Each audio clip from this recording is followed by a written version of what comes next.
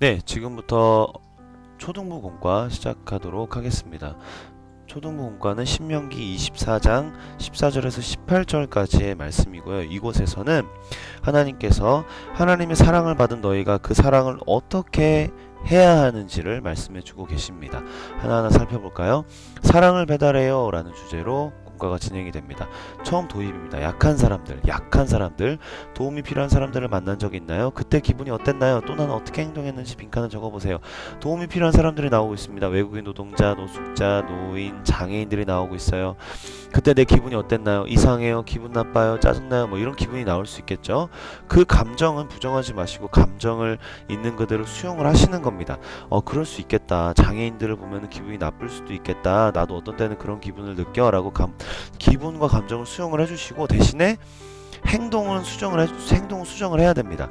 예를 들어 기분이 나빠서 도망갔어요. 이러면은 너 그래도 기분이 나쁜 건 이해하지만 도망가면 안 돼라고 행동은 반드시 수정을 해주셔야 합니다.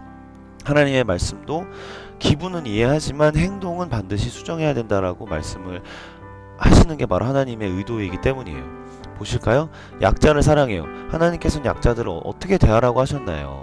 빈칸에 알맞은 말을 채워보세요 라고 되어 있습니다. 하나님께서는 가난한 일꾼을 억누르지 말라고 말씀하고 계십니다. 억누르다는 말은 마음을 억누른다는 말인데, 왜냐하면 해가 지기 전에 품삯을 주지 않기 때문에 그것이 마음을 억누르는 일이 된다는 거예요.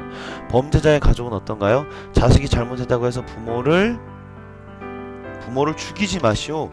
예전에는 고대 근동지방에는 부모가 잘못하면 아들을 죽이고 가족 모두를 죽이고, 아들이 잘못해도 가족 모두를 죽였기 때문에 항상 가족 연대 책임이었어요. 근데 하지만 하나님께서는 자식이 잘못했다고 해서 부모를 죽이면 안 된다고 말씀하시는 거예요. 연대 책임으로부터 벗어나서 개인의 책임으로 하나님께서 돌리신 것이죠. 부담을 줄여주신 거예요. 억울한 일이 생기지 않게 하신 거예요. 외국인과 고아는 어떤가요? 외국인이나 고아의 재판이라고 해서 불공평하게 다루지 말라는 거예요. 말이 통하지 않고 도울 곳이 없는 고아들을 억울하게 만들지 말고 불공평하게 다루지 말라는 겁니다. 세 개 다 어쨌든 억울하게 만들지 말라는 겁니다. 왜 그렇게 해야 될까요? 하나님은 왜 이스라엘에게 약한 사람을 사랑하라고 하셨나요? 그림을 보면 이야기를 나누고 보기에서 알맞은 말을 찾아 빈칸에 써보세요. 먼저 그림을 보면서 이야기를 해보겠습니다. 그림에 이스라엘 백성들이 애굽에서 고생을 하고 있네요. 여러분이 이집트에서 종살이했던 것을 기억하세요.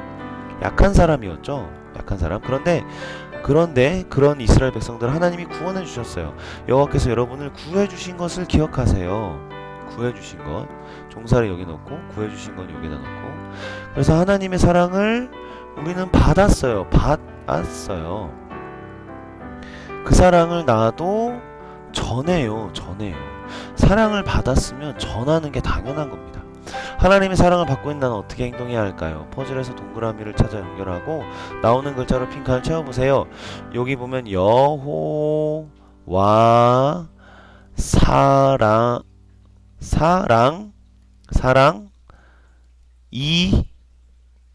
이웃이라고 나와 있어요. 여호와께 받은 사랑을 이웃에게 전하는 것이죠. 그것이 하나님이 원하시는 나에 대한 행동입니다. 자, 적용을 해볼까요? 난 하나님의 사랑을 전하는 배달부예요. 그림을 보면 약한 이웃에게 사랑을 어떻게 배달할지 생각해보고 빈칸을 적어보세요. 자, 하나님의 사랑 배달 왔습니다. 노숙자, 시각장애인, 외국인, 이들에게 우리가 사랑을 어떻게 배달해 줄 수 있는지를 우리가 고민을 해보고 직접 아이들에게 써보게 하는 겁니다.